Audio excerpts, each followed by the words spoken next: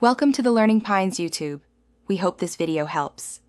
In this video, I will explain how to use fish stock. Fish stock is a fantastic ingredient that brings a delicate, briny flavor to your cooking. It's much simpler to incorporate than you might think, and it elevates seafood dishes significantly.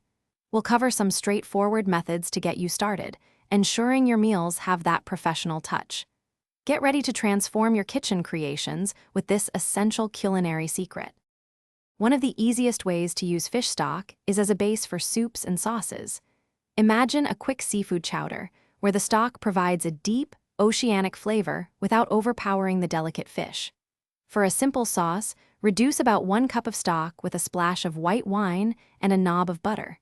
This creates a restaurant-quality accompaniment for any pan-seared fish or shellfish. It's truly that simple to enhance your meals. Beyond soups and sauces, fish stock shines in braising and risottos. Braising fish in about 2 cups of stock ensures it stays incredibly moist and absorbs all those wonderful flavors. When making a seafood risotto, gradually add warm fish stock, about 1/2 cup at a time, for a truly authentic and rich taste.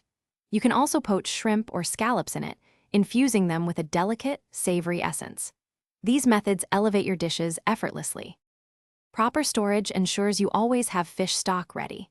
You can freeze homemade stock in 1-cup portions for up to 3 months, making meal prep a breeze.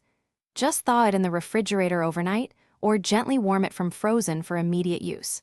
Remember, a good stock is the backbone of many delicious dishes.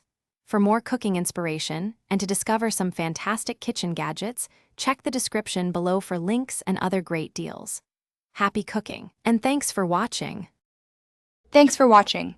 Consider subscribing if we helped you.